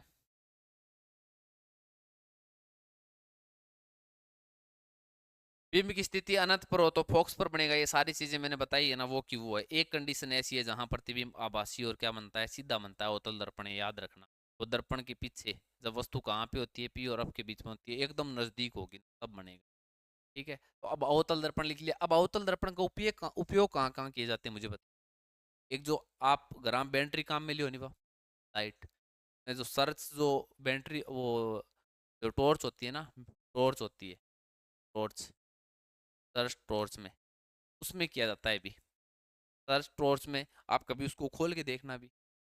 लक्ष्य कोचिंग में पढ़ा रहा था तब एक हो भी खुरापाती बोली गुरुजी के ओ अवतल दर्पण हुआ गठा काम में लीजिए बैटरी हम, ये तो कभी देखियो को नहीं। अगले दिन बैटरी लेके आ गयो।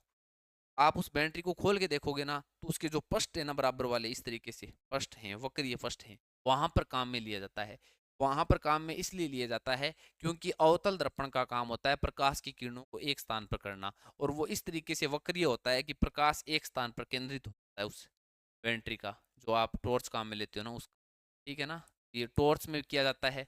एक जो दंत चिकित्सालय होते हैं ना, दंत चिकित्सालय वहां पर जब दांतों वाला डॉक्टर होता है ना, वो काम में लेता है। क्यों लेता है, क्योंकि मुझे बताओ दांतों वाला डॉक्टर काम में लेगा तो वो दर्पण आपके नजदीक काम में लेगा, एकदम नजदीक काम में लेगा, तो आपका चेहरा उस दर्पण के एकदम नजदीक होगा, मतलब बिंब क्या है, नजदीक है।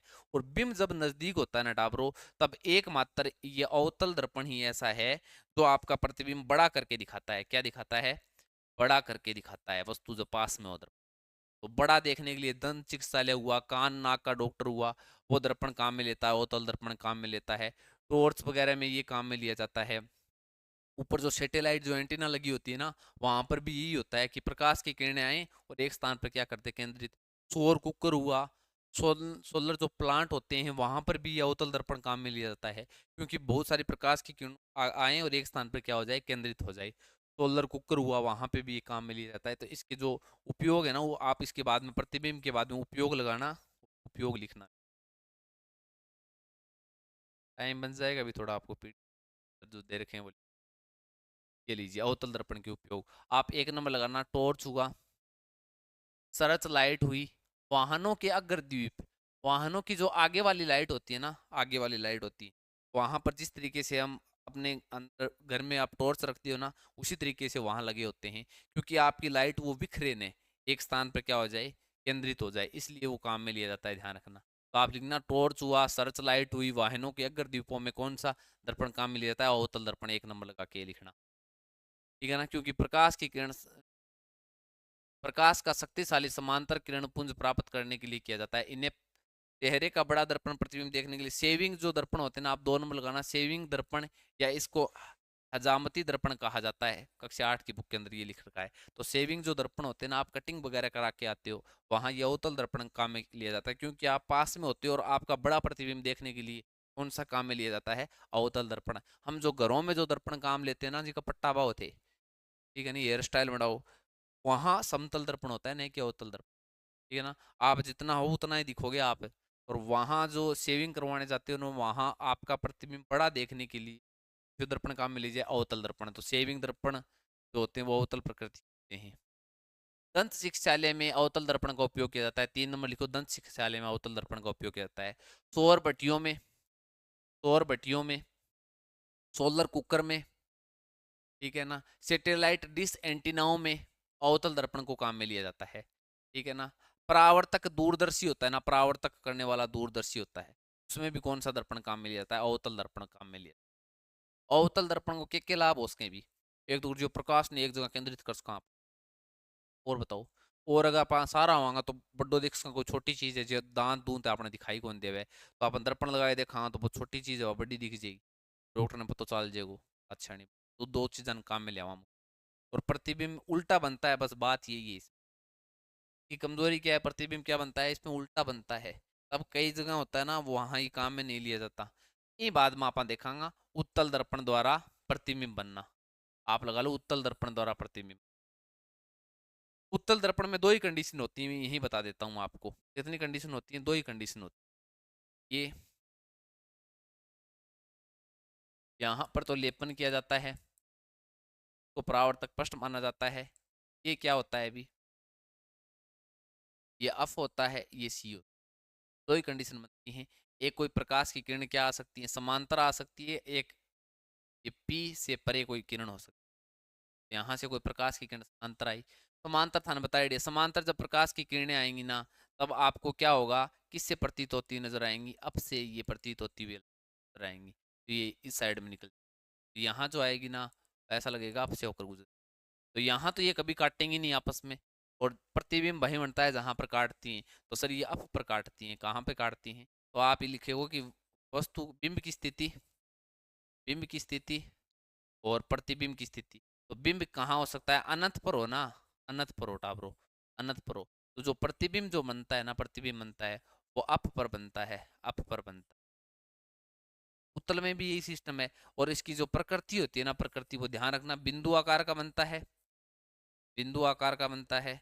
पर ये ध्यान रखना सीधा बनता है, सीधा बनता है। और जो सीधा बनेगा ना दोस्तों, वो क्या बनेगा, काल्पनिक बनेगा।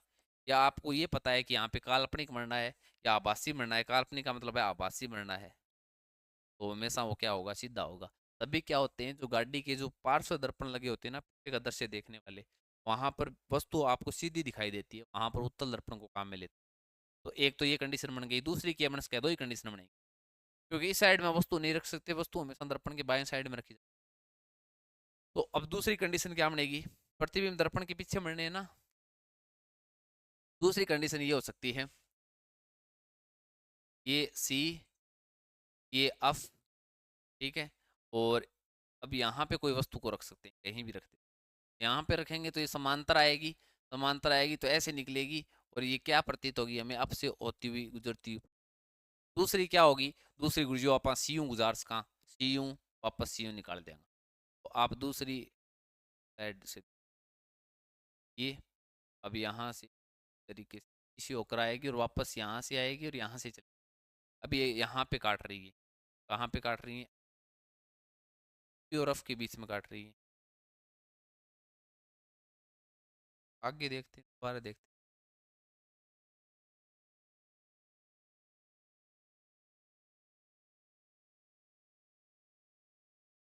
ये मानता हूँ मैं सी, ये मानता हूँ एफ, ठीक है। यहाँ पे कोई वस्तु मानता हूँ, तर आ रही है प्रकाश की किरण, ऐसे गुजर का मतलब है। एक तो ये हो गई। दूसरी देखो,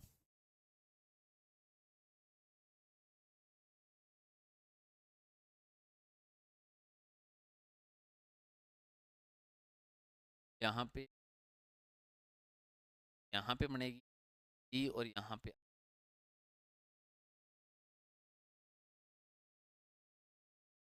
ये निकाल देंगे, यहाँ से दूसरी सी यू, सी यू गुजारांगा, बताओ सी यू गुजरे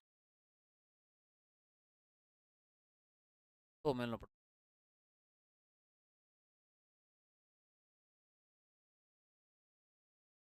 यहाँ से आएगी और यहाँ से ही वापस चली जाएगी, यहाँ पे बनेगा। कहाँ पे बनेगा, आप ये कह सकते हो अफ और कहाँ पे बनेगा, पी वैप के बीच में बनेगा। जैसे ये भी पी और एफ, ये अगर बिंब को है ना, बिंब को, बिंब को आप ये कह सकते हो पी से परे रखें, पी से परे रखें, पी से परे रखें। तब हमेशा जो प्रतिबिंब बनता है ना, वो प्रतिबिंब बनता है अफ व पी के बीच में बनता है, के बीच में। और प्रतिबिंब क्या होगा, अभी छोटा होगा, ध्यान रखना, छोटा ही बनना है ना वहां पे, छोटा होगा। और क्या होगा, सीधा होगा और आभासी होगा। क्या होगा, आभासी। एक चीज तो समझ में आ गई गुरुजी, हमारे दो कंडीशन हुए उत्तल दर्पण का, एक दो काम तो बढ़िया हो उसके। एक तो अपन कोई चीज एकदम सीधी देखनी है नहीं, तब वो काम मिले इसका, बात छानी बात है, ठीक। एक अगर अपन कोई बोली बड़ी चीज है नहीं, फिर अपन छोटी देखनी है, प्रतिबिंब में छोटी देखनी है, वो बहुत ही बढ़िया काम है। इसीलिए क्या इसका उपयोग कहाँ किया जाता है आपको पता है? तो गाड़ी के जो पार्श्व दर्पण होते हैं ना, पार्श्व दर्पण, दर्पण पीछे वाले दृश्य देखने के लिए इस दर्पणों को काम में लिया जाता है। क्योंकि अगर आपके पीछे कोई आपको गाड़ी आ रही है, ठीक है, अगर प्रतिबिंब सीधा नहीं बनता, एक तो ये कारण है कि वहां पे प्रतिबिंब सीधा बनता है तब उसको काम में लेते हैं, वरना लेली गाड़ियां उल्टी दिखे थाने, ठीक है ना, टायर ऊंचा दिखेगा ऊपर नीचे दिखेगा, तब यहाँ पे प्रतिबिंब सीधा देखने के लिए उत्तल को काम मिल जाता है। दूसरा होता है उत्तल दर्पण का दृष्टि क्षेत्र होता है ना, उत्तल दर्पण का दृष्टि क्षेत्र होता है, दृष्टि क्षेत्र वो बहुत अधिक होता है। क्या होता है? बहुत अधिक होता है, बहुत अधिक होता है। दृष्टि क्षेत्र का मतलब ये है कि उत्तल दर्पण में आप पीछे का है ना बहुत एरिया कवर कर सकते हो, बहुत एरिया वाली वस्तु है ना, बहुत सारे एरिया कवर कर सकते हो, वो आप देख सकते हो। क्यों देख सकते हो? इसका कारण एनसीईआरटी बुक के अंदर लिख रखा है कि इसकी वक्रता होती है ना, वक्रता के कारण, वक्रता के कारण देख सकते हो। दर्पण में क्या होती है? उभरा हुआ भाग होता है, वक्रता होती है, और उभरा हुआ भाग परावर्तक का काम करता है, जिसके कारण हम देख। और एक इसलिए काम में लिया जाता है कि जो बड़े अगर कोई साधन आ रही है वो थाने के दिखाऊ छोटो दिखाऊ, के दिखाऊ छोटो दिखाऊ, और दूर को क्षेत्र कवर कर लिया, क्षेत्र पर ज्यादा कवर करो, इसीलिए उत्तल दर्पण के यहाँ पे काम मिले। एक उत्तल दर्पण एटीएम में लागेड़ो है, अभी दर्पण एटीएम में तेरी प्यारा रुपया कटा थारे सामने लागेड़ो है, थारे पीछे की वस्तु दिखाई देगी, सुलटी दिखाई देगी। क्यों लागेड़ो है? क्योंकि पीछे से कोई आदमी न हो जो थार पर नजर रखतो है, और तेजियां भी रुपया काटो आग लो मार के लीजिए, ठीक है, इसलिए एटीएम में भी काम में लिया। और बताओ घटा काम में लिया, जहां पर प्रकाश की किरणों की फैलाने की आवश्यकता होती है वहां पे लिया।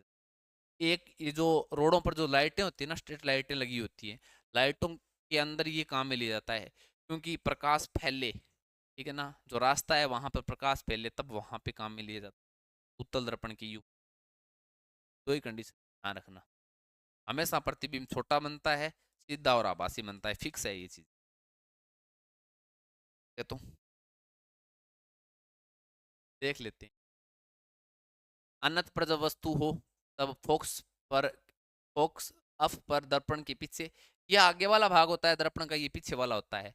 अनंत व ध्रुव के बीच में हो तो पी और अफ के बीच में बनता है, छोटा बनता है, अत्यंत छोटा और बिंदु आकार का बनता है, आभासी और सीधा, फिक्स, ये दो ही कंडीशन। ठीक है, अब इसका उपयोग देख लेते हैं। उत्तल दर्पण का उपयोग, सामान्य जो वाहन का जो पश्य दृश्य होता है ना, पीछे का दृश्य देखने के लिए कौन सा दर्पण काम में लिया जाता है?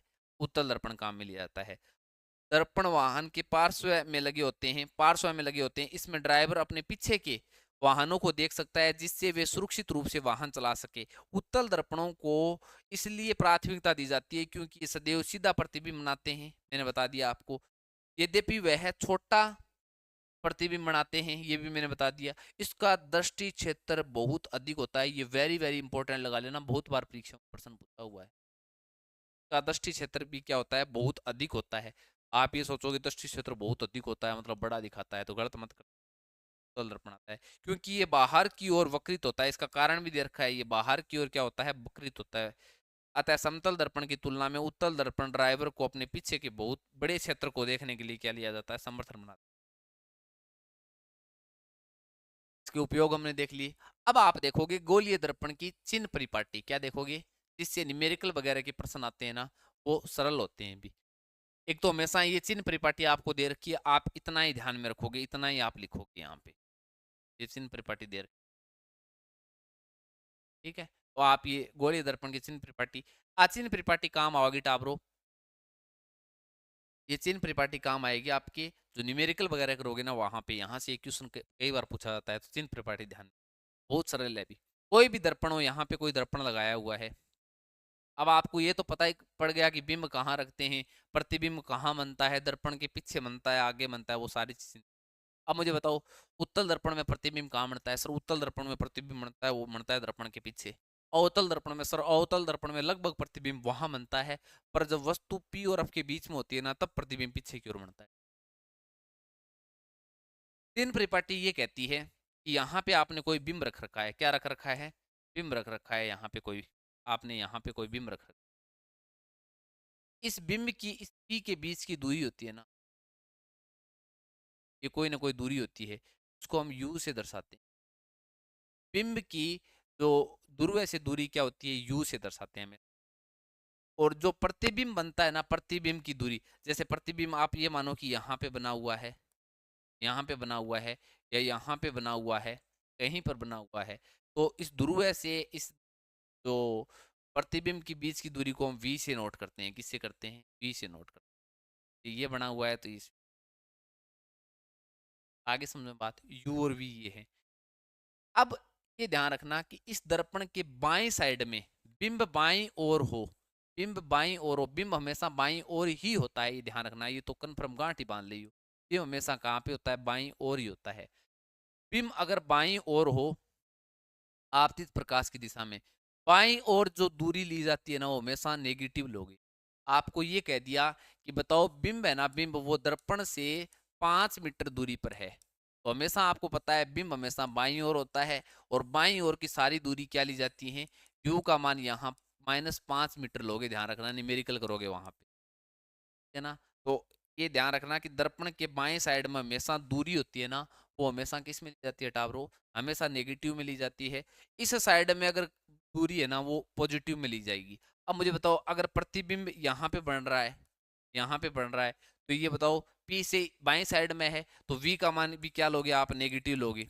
अगर प्रतिबिंब यहाँ पे बनना है, तो वी को क्या लोगे आप? पॉजिटिव लोगे। होगा कौन लो टावरो? यहाँ गुरु। तो यूं इन्ने दूरी आप प्लस की लेंगे, यूं इन्ने दूरी माइनस की लेंगे, सीधी सी। अब ये ध्यान रखना, ऊंचाई, अगर ये ऊंचाई क्या होती है? अच को हम बिंब की ऊंचाई से दर्शाते हैं, बिंब की ऊंचाई, और अच डैश होती है वो प्रतिबिंब की ऊंचाई होती है। अगर ये ऊंचाई अगर इस रेखा से ऊपर की ओर है ना, ऊंचाई ऊपर की ओर हो, तो हमेशा उसको प्लस लेंगे। अगर ये कह दिया कि अवतल दर्पण है, अवतल दर्पण है, और उसका जो बिंब है, बिंब की ऊंचाई अच बराबर 5 है, और अवतल दर्पण में प्रतिबिंब है ना, प्रतिबिंब की ऊंचाई अच डैश बराबर 10 मीटर है, तो आप ये ध्यान रखोगे, अवतल दर्पण में नीचे की ओर बन रहा है ना प्रतिबिंब, तो आप ये ध्यान रखोगे कि अच डैश है ना, अच डैश वो न्यूमेरिकल वगैरह करोगे वहां माइनस का अच डैश लोगे, क्योंकि इस रेखा से नीचे दूरी क्या होती है? ऊंचाई नीचे की ओर नेगेटिव काम में ली जाती है। ठीक है, आज चीज समझ आ गई, तो एक चीज ध्यान रख, मुख्य अक्ष के समांतर सभी दूरियां दर्पण के ध्रुव से मापी जाती हैं, वो मापी जाए, ठीक है। बिंब सदैव दर्पण की बाईं ओर स्थित होता है, लिखना चाहो तो लिख लियो। इसका अर्थ होता है कि दर्पण में बिंब के प्रकाश बाईं ओर से आपतित होता है, ठीक है। तो बाईं और दाईं ओर ओ डायग्राम इस तरह बना लियो स्क्रीन। अब गुरुजियों के अंदर मेरिकल कराना जो कोई सूत्र छात्र काम में लेना पड़ो, हाँ सूत्र काम में। इसके बाद में आप लिखो दर्पण सूत्र, दर्पण सूत्र, दर्पण सूत्र लगाओ। दर्पण सूत्र होता है,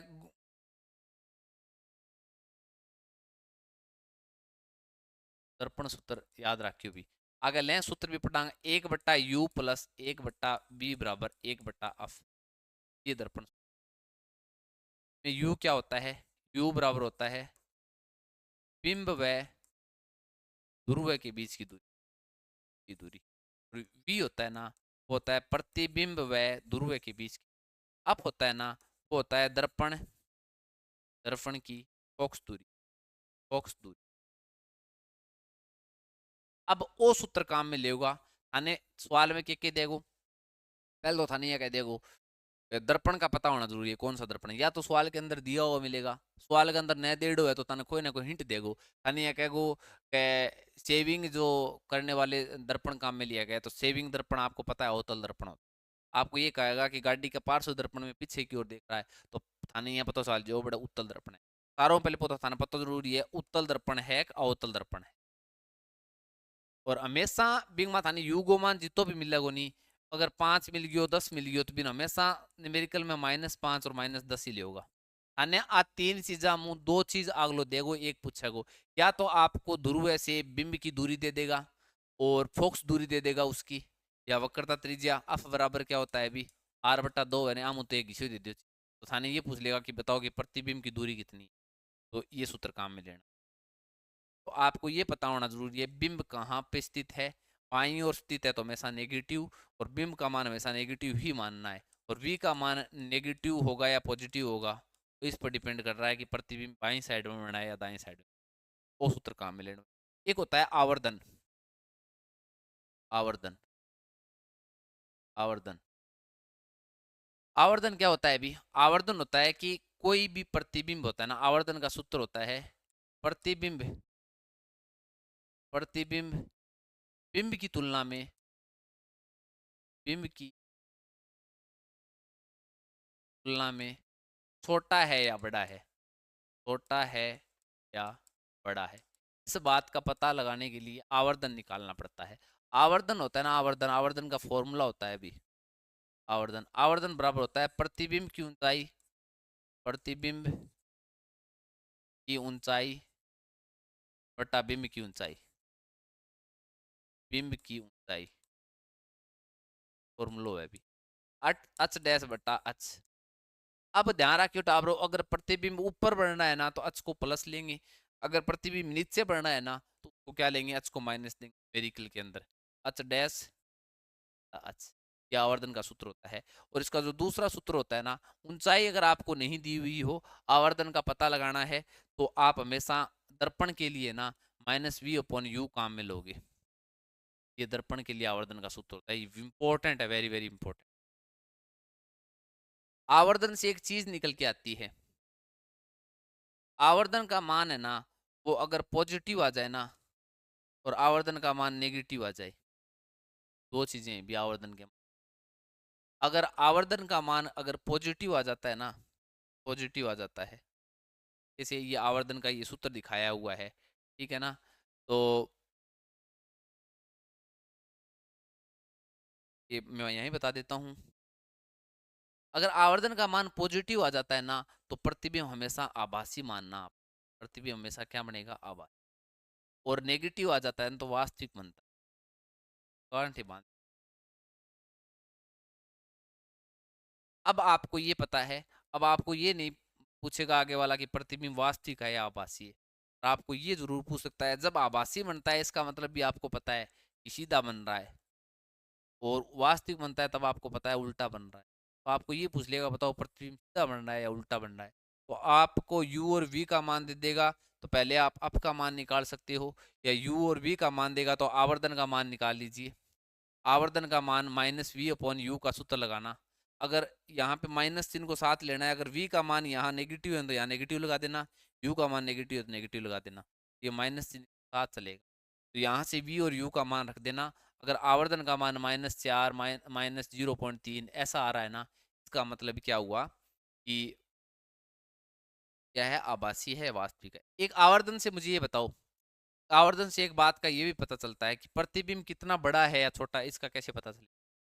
अगर आवर्धन का मान अच डैश क्या होगा, अधिक होगा, अधिक ऊंचाई होगी, और इसकी ऊंचाई कम होगी तो एक से मान अधिक आएगा। आवर्धन का मान होता है ना वो अधिक है, एक से अधिक है, तो प्रतिबिंब क्या होगा, प्रतिबिंब बड़ा होगा, बिंब से क्या होगा, बड़ा होगा। आवर्धन का मान, आवर्धन का मान छोटा है, आवर्धन का मान क्या है, छोटा है, एक से छोटा है, इसका मतलब है नीचे वाली संख्या अधिक है, ऊपर वाली संख्या कम है। आवर्धन का मान छोटा है तो मतलब प्रतिबिंब क्या होगा, प्रतिबिंब छोटा होगा, छोटा होगा, प्रतिबिंब क्या होगा, छोटा होगा। तो ये चीज ध्यान रखना भी, प्रतिबिंब बड़ा होगा, यहाँ पे प्रतिबिंब क्या होगा, छोटा होगा। और आवर्धन का मान अगर एक है ना, आवर्धन का मान एक है, इसका मतलब क्या हुआ, बिंब और प्रतिबिंब क्या होंगे, हमेशा बराबर होंगे, बराबर होंगे। इस चीज से, आवर्धन से आपको इन चीजों का आइडिया लग सकता है, प्रतिबिंब की प्रकृति के बारे में पता चल सकता है। आवर्धन याद करना है तो अच डैश अपॉन अच का सूत्र लगाओ, ये न दे रखे तो माइनस वी अपॉन यू लगाओ दर्पण के लिए, और लेंस के लिए ये आगे पढ़ेंगे, वी अपॉन यू होता है माइनस का चिन्ह। तो ये आवर्धन के संबंधित बातें ध्यान, बहुत काम आए।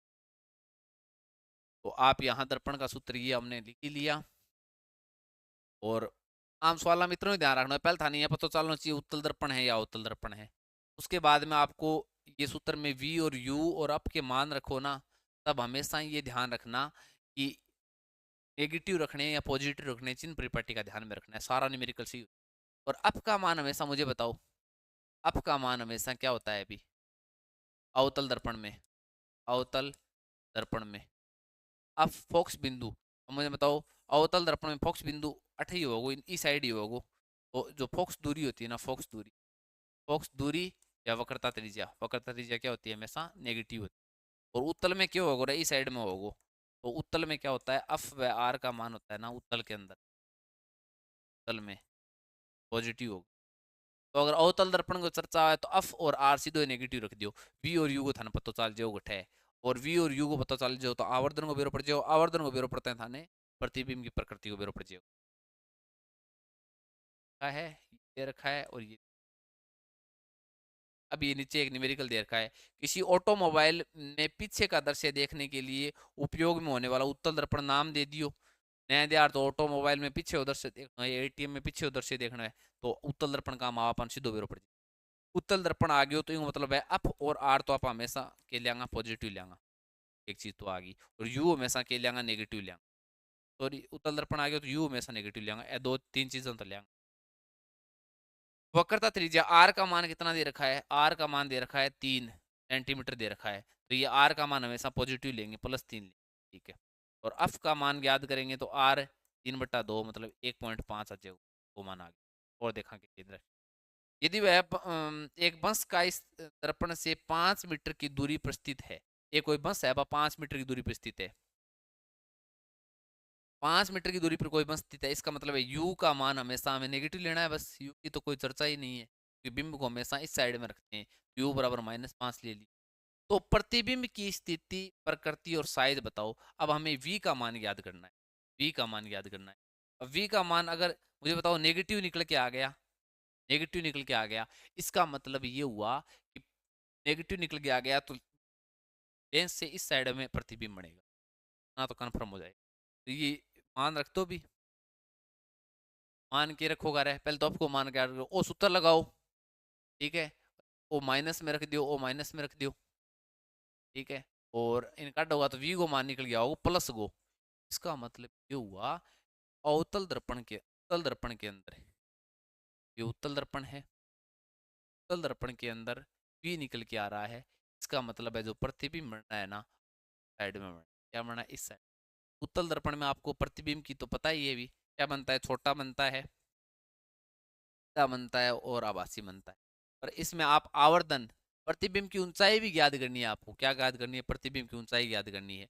तो v आपके पास आ गया, u आपके पास ऑलरेडी था, तो मुझे बताओ u आपके पास था, ठीक है, u कितना था, u चिन्ह परिपाटी के हिसाब से काम में लोगे, u का मान कितना था, u का मान तो सर, u का मान तो 5, यू को मान 5 पर ध्यान रखना, 5 करोगे तो गलत उत्तर आएंगे, आपका यू को चिन्ह परिपाटी के साथ लेना है, आपका यहाँ यू का मान है ना ये -5 है, ध्यान रखना, तो ये गलती मत कर देना, ये गलती नहीं करोगे तो क्वेश्चन गलत नहीं होगा, कोई क्वेश्चन यू का मान हमेशा माइनस में लोगे, तो मुझे बताओ -v/u होता है ना, v का मान कितना है 1.15 निकल के आता है, माइनस का लेंगे, u भी क्या लेंगे -5 पॉइंट आता है, तो ये m का मान निकल जाएगा, तो इसका मतलब +0 1 से कम निकल के आया है, इसका मतलब क्या है, प्रतिबिंब क्या बनना है, छोटा बनना है, तो ये आवर्तन हो गई।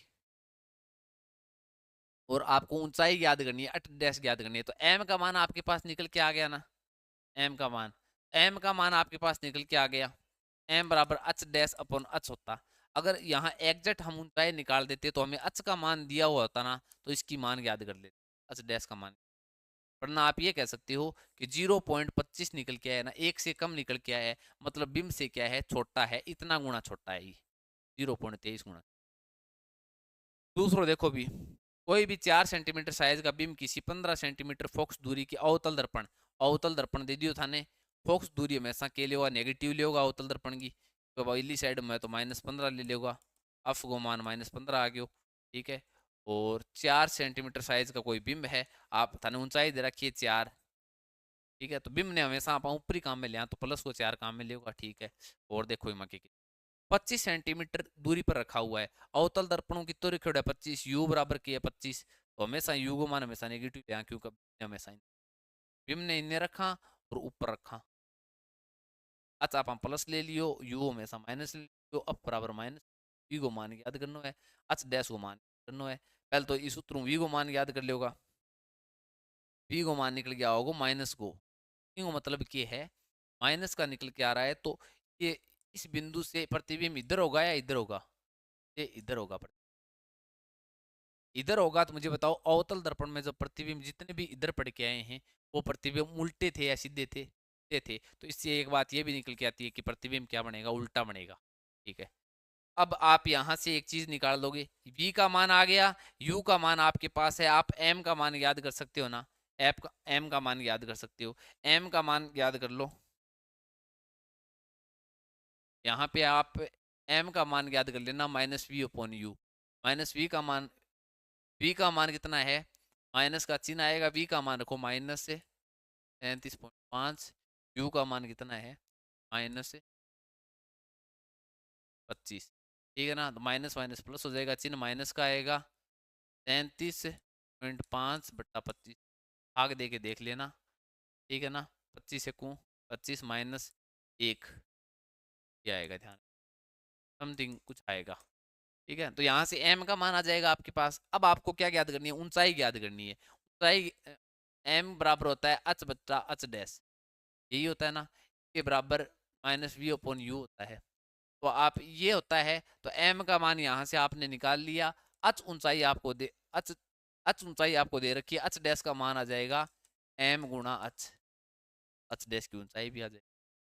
बस एक तो आपको सवालों में चिन्ह परिपाटी ध्यान में रखनी है, दर्पण की हो या लेंस की हो, जो कि चिन्ह परिपाटी बता दी। दर्पण के इस साइड में कोई वस्तु रखी हो माइनस का लेंगे, इस साइड में रखी हो प्लस का लेंगे, ऊपर हो तो प्लस का लेंगे, नीचे हो तो माइनस का लेंगे। ठीक है, तो ये चीजें ध्यान में रखना।